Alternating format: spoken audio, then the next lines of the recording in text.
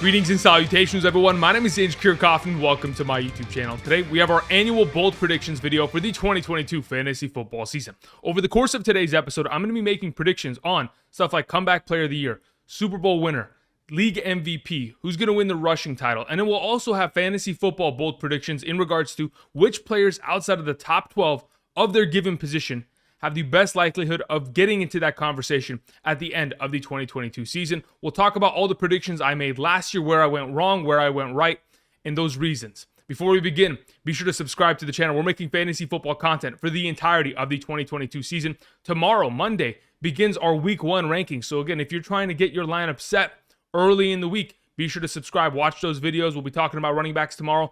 Tuesday will be the wide receiver position, and so on and so forth until that Thursday night kickoff. All of that for the singular goal of trying to help you win a 2022 fantasy football championship. So do yourself a favor and subscribe below. Thank you very much. Also, for those of you who are still going to be drafting in the upcoming days, for those of you who want my 2022 fantasy football draft rankings, of course, you can find that via Underdog Fantasy. When you travel to the link down in the description of the video and use promo code Andrew today, when you make a first-time deposit minimum of $10, you'll get my 2022 fantasy football draft rankings within 24 hours, typically the next day at 2 p.m. So for those of you who are wondering, who signed up yesterday, when you're getting those rankings, like I mentioned in yesterday's video, it'll be 2 p.m. today, Pacific Standard Time. So keep an eye out for that. That'll be in your email. Make sure you don't lose it in the junk folder, because there's a potential that it ends up there. Now, besides getting my 2022 fantasy football draft rankings by position, by tier, top 200 flex, all of the above for half and full PPR scoring settings, you'll also get a first-time deposit match up to $100, and you can go ahead and participate in the multitude of best ball drafts and the potential pick'ems for week 1. So if you're interested, check that out. Use promo code Andrew today. Thank you very much. All right, let's get into this, shall we?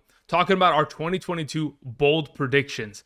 All right, so the first thing that I wanted to go ahead and do is talk about the comeback player of the year. Now, the common thread between all comeback players is typically injury. Last year was Joe Burrow coming off the ACL injury. A couple years prior to that was Alex Smith with all of the injury that he dealt with the Washington football team at the time. Now, going into this year, we're looking at players that have commonly been injured as of late and have the ability to come back and have a great season. Now, when I originally was thinking about this, I thought, okay, well, the quarterback position in terms of awards is often the most popular, so it could be Jameis Winston. Then I thought to myself, well, there are a lot of other running backs that have dealt with injuries and that have continuously have been plagued with said injuries that may end up, having a great year this year and being a comeback player. Players potentially like Saquon Barkley could be in this conversation. Even though last year that was my prediction, he wasn't able to, fully come back. There's a chance that he could do it this year and be claimed as the comeback player of the year. There's always the potential of J.K. Dobbins coming off the ACL, Cam Akers coming off the Achilles. But what I decided to do is go ahead and, continue to double down on the idea that Christian McCaffrey is a player that you need to have in fantasy, but also a player that, in my opinion, based on the fact that he's only played 8 full healthy games in the last 2 years, is certainly a guy that is eligible for this comeback player of the year award. If he's able to come back, have an incredible monster season like we're all anticipating he will, again, the comeback player of the year will be pretty much guaranteed for him in 2022. All right, moving on. Let's talk about another one of these awards we're giving out. The NFL MVP. Again, we know this is a quarterback's award. It doesn't matter what Derrick Henry does. He could run for another 2,000 yards this year. Unless he gets to 3,000, it's probably not being given to him. Typically, the MVP is given to a team in which their overall record is at a pretty good standing. Last year, my prediction was Kyler Murray. Prior to his injury, they were 7-1, and he was looking like a league MVP in terms of his overall productivity. Now, unfortunately, the injury hit. He missed some time, and the team started to really lose all their momentum. But going into the 2022 year, I think if I'm looking at the entire board of quarterbacks and who could potentially win this, obviously Aaron Rodgers could very much be in line. He could be the player that is behind the question mark. Maybe Tom Brady. Maybe players like Joe Burrow or Justin Herbert, the younger players, come back and just completely take over the league. There is a possibility that that could be the case. But in my opinion, if the Buffalo Bills play as they're supposed to and don't lose meaningless games, for example, the game that they played against Jacksonville last year, you cannot lose those games if you want Josh Allen to be the league MVP. And I think he could very easily claim that standing. They've just got to be at the top of the AFC. And when I look at all the teams in the AFC, yes, there is a lot of competition, but I still do believe the Buffalo Bills are the best team in said division. So I'm hoping they're able to get Josh Allen on the right path, get enough wins to claim him his first league MVP. All right, moving on. Let's talk about who's going to win the rushing title. Last season, I predicted that Derrick Henry would. Now, throughout the first 8 weeks of the year, prior to Derrick Henry breaking his foot, again, he had 8 games and 937 rushing yards. In terms of fantasy points, he was 40 more points than any other running back throughout that span of time. I think the second best was Jonathan Taylor. So obviously, we were witnessing something very special from Derrick Henry, and this has been the last 2 years that we've seen from him. Now, going into 2022, the question is who could potentially, take his spot? Who can contend for said title and take the crown off the king's head? Because right now, I think that Derrick Henry is going to win that rushing title. Of course, Jonathan Taylor, certainly in line to potentially accomplish that. So is Nick Chubb at all times. But Nick Chubb has got to stay healthy. You got to remember, guys, Nick Chubb has missed 3 to 4 games each of the last 2 years. If he's not healthy and on the field, you can't be winning majority of the awards that are given out in the season. Now, outside of those 2 options, I think Najee Harris could certainly be in line. I don't know if the offense is built to allow him to get to that position, especially in terms of their offensive line, but the touches are going to be there. Nonetheless, I think Derrick Henry is going to be my prediction again. If he's able to stay at a healthy standing, not only will the crown be available for him, but the throne for the rushing title. All right, moving on. Let's talk about Super Bowl winning teams. Who's going to win the Super Bowl this year? I wonder who it is. Look at the logo to the right. I wonder who that is. Anyway, I think that the Tampa Bay Buccaneers are going to win the Super Bowl this year. When I was watching my Los Angeles Rams, sift through the playoffs, obviously, the Arizona game was pretty easy, but man, that Tampa Bay Buccaneers game in the second round was no joke. I mean, yes, the Rams mounted a very early lead, but they were on their way quickly to throwing that game away. For the amount of turnovers that were caused in the second half of that game, I was absolutely scared. And the fact that Tom Brady only had Mike Evans out on the field. Yes, he had a little bit of Gronk, but he had no AB, he had no Chris Godwin. And now you go ahead and retool that offense. Yes, the offensive line is not going to be healthy at the beginning of the year, but I'm talking about which team, by the time we get to December and January, is going to be on a hot streak and potentially contending for that title. Again, it's all about who stays healthiest at the end of the year in terms of who can win an NFL championship. I think the Tampa Bay Buccaneers are in a fantastic position in terms of an entire team build to do so again this year. That's my prediction. Last year, I had predicted that Green Bay Packers would win it. Obviously, that's the last time that I predict that Green Bay Packers winning anything. Unfortunately, I think their window has come and gone in terms of the opportunities that they've had. They've been to multiple NFC Championship games over the last couple years. They've had a lot of opportunity, but with Devontae Adams leaving, I'm not sure about that offense being at the highest potential capacity going into the 2022 season. So as of right now, yes, I am, predicting away from my defending champions. It is extremely hard to two-peat in this league, and there's a reason why. You lose a lot of value after that given year. I think the Tampa Bay Buccaneers get it done on the NFC side. In terms of who's going to come out of the AFC, holy moly, man. You could say the Bills. You could say the Chiefs. You could say the Broncos, the Chargers. There are so many damn good teams. The Cincinnati Bengals, the Baltimore Ravens. There's so many good teams on that other side of the board that, good luck to whoever is trying to make it out of there. They're going to have their hands full, to say the very least. Moving on. Let's talk about some of our fantasy football predictions. Beginning with players who are outside of the top 12 ADP as of right now. So what I went ahead and did is took the ADPs from Fantasy Pros, and anybody within the top 12 is out of the conversation. We'll look at players from 13 beyond who could potentially be a top 12 running back by the end of the 2022 season. So I thought about it, and last year specifically, I had Chris Carson, for those of you who are wondering. Now, my Chris Carson prediction wasn't a bad prediction. He just got injured. I mean, from weeks 1 through 3, prior to the neck injury, the guy was the number 12 running back in fantasy. So, he was on pace. And we saw it late last year. If you guys remember what Rashad Penny was able to do, I understand that Chris Carson was probably not going to look as good as he did, but there was a lot of opportunity for a Seattle Seahawks running back to have a lot of value within said offense. So instead of going ahead this year and making an easy prediction, because I think an easy prediction would be a Javonte Williams, a guy that is closely outside of the top 12. I think what is he sitting at, 13, 14 in terms of ADP, and selecting him as my running back. But I wanted to go ahead and do it a little bit differently. Let's talk about 2 different running backs that are outside of this conversation who I think have the best potential chance. One would be Travis Etienne. This shouldn't be a surprise per se, because again, we know the potential of what a 3-down back with receiving work upside is going to have in the National Football League and in fantasy football. So if they're in fact able to get him into the position to succeed, and James Robinson isn't really impacting very much. Again, you got to remember last year, there were players who had running backs sitting behind them that were taking away weekly value, but it didn't matter. I mean, think about DeAndre Swift last season. At the beginning of the year, Jamal Williams was healthy, active, taking touchdowns and receptions, yet DeAndre Swift was still the top 7 running back for the first 13 weeks of the season.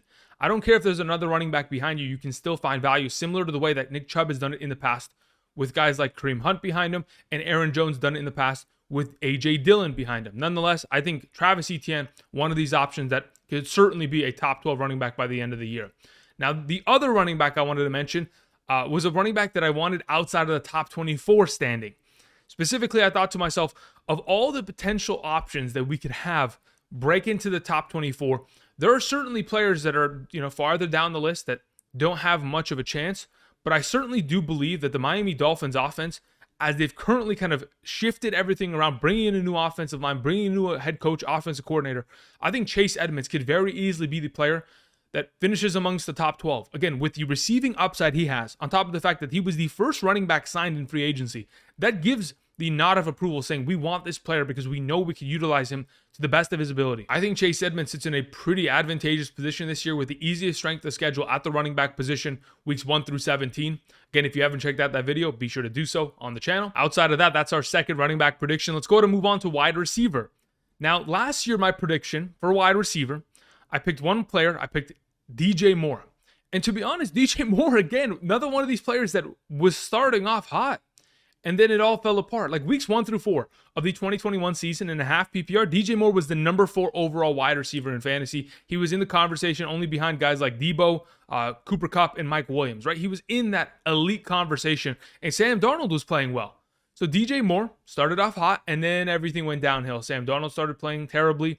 The injuries started coming in. Cam Newton came in, PJ Walker, etc., etc. And there goes DJ Moore's entire season. Now this year, I'm looking at players that are outside of the top 12 who have that potential once again. And the player that immediately came to my mind this year is Courtland Sutton. Again, we've talked about it ad nauseum this offseason in regards to Russell Wilson being able to support multiple top 15 wide receivers in a given year. Again, in the last 2 years, he's supported multiple top 13 wide receivers in Tyler Lockett and DK Metcalf. And yes, when you compare the skill of a Courtland Sutton to a DK Metcalf, there is certainly a drop-off there because DK Metcalf is such an incredible athlete. But I believe the opportunity itself, in terms of getting targets from a far better quarterback than in seasons past, is going to elevate the game of Courtland Sutton. Now, for those of you who are wondering, yes, I believe Jerry Jeudy could very easily be in this conversation, but if I'm picking one wide receiver for that team to be the better of the two at the end of the season, I'm thinking it's going to be Courtland Sutton. Big body, deep target, has the ability to catch a lot of touchdowns this year, especially in the red zone. That's the way that I'm leaning in terms of wide receiver. Now, before I go ahead and move on from the wide receiver position, I wanted to talk about another player, a guy that is a little bit lower down the list. Typically in that range, especially on Fantasy Pros, he was outside of the top 25 ADP and a half PPR, which I was kind of surprised about. But many people are kind of thinking about what this offense has in store for us in 2022. And I thought to myself, man, this is a perfect prime position for Marquise Hollywood-Brown, now on the Arizona Cardinals, to make a statement. Again, he has only improved his entire career. He's continued to get better and better, get more and more targets, and deliver on said targets. Obviously, last year, prior to Lamar Jackson going down with his injury, Marquise Hollywood-Brown was the number 17 overall wide receiver in an offense that, again, primarily runs the ball. And yes, they were getting more of an uptick in terms of total passing attempts per game in comparison to seasons past. I still believe that Marquise Hollywood-Brown, with the combination and the rapport he's already built with Kyler in college, being his number 1 receiver there at Oklahoma, it's going to easily and seamlessly transition into the NFL game. And I mean, I'm looking at the first 6 weeks of the season. Those are shootout contests. Again, you play against the Chiefs, you play against the Rams, you play against the Raiders. Those are going to be some fun games for the Arizona Cardinals, highly competitive. And of course, Marquise Hollywood-Brown will be the only number 1 wide receiver on the field until, of course, DeAndre Hopkins returns in week 7. And once he does, I mean, again, DeAndre Hopkins is going to be pulling his double coverage on the other side of the field and can give Marquise Hollywood-Brown even more opportunity as the season progresses. All right, moving on. Let's talk about the quarterback position. Last year, I predicted 2 quarterbacks. I picked Kirk Cousins and Trevor Lawrence. Obviously, Kirk Cousins was able to get the job done. He was the number 11 quarterback in a 4-point per passing standard league. Trevor Lawrence, obviously, on the other end of the spectrum, as a number 1 overall pick at the quarterback position, I thought there was a very good chance that we've seen a history of quarterbacks selected number 1 find a lot of success in the National Football League, specifically in fantasy football. But Urban Meyer obviously had to derail that entire Jacksonville season. That being said, when I look at the ADP right now, Kirk Cousins is outside of the top 12. I don't want to pick that easy answer. So is guys like Aaron Rodgers. So is Derek Carr. And that in itself could be easy answers. But I wanted to go ahead and pick another quarterback just outside of that, which is Matt Ryan. Matt Ryan, again, is going into a perfect position for him to succeed. Within the Atlanta Falcons offense last year, obviously he struggled heavily. But if you guys remember, from weeks 1 through 6, prior to Calvin Ridley being suspended and gone, he was still putting up 2 touchdowns per week on average through the passing game. He was still a valuable quarterback in fantasy football, and I can certainly see him getting back to that position once again this year. Let's not forget, last season, Carson Wentz finished as the number 13 overall quarterback in terms of a 4-point per passing touchdown league. If Matt Ryan's going to be surrounded by a far better offensive line, a stable running game, better receiving options in comparison to last year after Calvin Ridley obviously disappeared, and a better defense and special teams unit, I think ultimately Matt Ryan is in a perfect position to succeed. Everything is an improvement. All he's got to do is show up and get the job done. I'm expecting him to do so as the Colts quarterback. All right, let's move on to our tight end position. Last season, my prediction was Jonnu Smith. Now, obviously, Jonnu Smith's teammate last year, Hunter Henry, showed up and became the number 9 overall tight end, but we were all on the right track. I mean, we knew that they wanted to use the tight end position, but little did we know that Jonnu Smith was going to be completely ignored and Hunter Henry would be that primary option. But we've learned our lesson. So going into this year, I'm thinking to myself, I trust that David Njoku, who is currently outside of the top 12 of his ADP, has the ability to jump into this conversation and be a top 12 tight end. Now, if in fact I get burnt in the same way that I did last year, in the idea that not only does David Njoku not make the top 12, but Harrison Bryant, his own teammate, does so, I'm going to laugh so loud and then probably cry thereafter. But we're just going to hope that Harrison Bryant doesn't start impeding into that work. We're going to take into account the fact that David Njoku is the starter, has played as the starter in the preseason, and has ran a bunch of routes for this team, and has been the starter in the past, even going back to his rookie season. So we're going to take that all into account, keep our fingers crossed, and David Njoku ends up being our tight end outside of the top 12 that finishes with a top 12 standing. Moving on. Let's talk about our biggest sleeper of the year. This is going to be the final prediction we're going to make for today's episode. And for the last 3 years, we've done a pretty good job here in terms of picking our quote-unquote biggest sleeper. Andrew has done a pretty decent job. Back in 2019, I picked Jarvis Landry. The year prior, Jarvis had played with the Cleveland Browns. Obviously, going into 2019, they had OBJ coming into the conversation. And a lot of people were sleeping on the idea that Jarvis Landry was still a fantastic receiving option and Baker was going to get him the ball. So at the time, based on his ADP, I thought he was the biggest sleeper. Players that we know were capable of getting the job done, but were, for some reason, not being ranked as high as they should have been. So I ended up making him my biggest sleeper of the year. He was the number 13 wide receiver in that given season. Then in 2020, I picked Keenan Allen. Obviously, going into that season, Tyrod Taylor was going to be the starting quarterback, but I knew a transition was eventually going to come. And based on the value that Keenan Allen had already presented in seasons past, based on his consistency, that he was certainly going to end up in that same conversation once again. At the time, I mean, his ADP was outside of the top 20. He ended up finishing as the number 14 overall wide receiver and has been a fantastic option ever since because, Justin Herbert took over. Luckily for me, that was the case. But either way, I expected him, even with Tyrod Taylor, to get the job done because he's an extremely valuable receiving option. Then last year, I made the boldest prediction of all, making Cooper Kupp my biggest sleeper of the year. He became the number 1 player. Again, I looked at Robert Woods in my rankings last season as the better overall wide receiver. I had Robert Woods higher than Cooper Kupp. I did not expect Cooper Kupp to do this much damage, but I knew Cooper Kupp had the ability to do so because he had proven it in the past. You go back to 2019, he was the number 4 overall wide receiver in a half PPR scoring format. He had demonstrated before in the past, regardless of who played quarterback, that he was a possible top 5 option. With Matthew Stafford, everything clicked, and it came true. Now going into the 2022 year, drum roll please, we have our biggest sleeper of the year, a player that, again, is in a situation that is being undervalued, may have a different quarterback, has other receiving options in that offense that may be taking some of the value, but I have Juju Smith-Schuster this year as my biggest sleeper, a player that, yes, he's going from Pittsburgh to a Patrick Mahomes-led offense, but I purely believe, based on the value, based on what he has done in his career, he easily has one of the best chances of being the biggest sleeper of the season and potentially even being a top 12 wide receiver in his own right. When I looked at my biggest sleepers, the number 1 thread that kind of held them all together is I'm picking slot receivers. That is what Juju does the best. And if they utilize them in that form, as I anticipate the Kansas City Chiefs doing so, He's going to find a lot of success this year, considering how much utilization we see from that slot position from the Kansas City Chiefs over the last couple years with Patrick Mahomes. Either way, these are my 2022 fantasy football bold predictions, NFL bold predictions, whatever you want to call it. Hopefully you guys enjoyed today's episode. Let me know down in the comment section.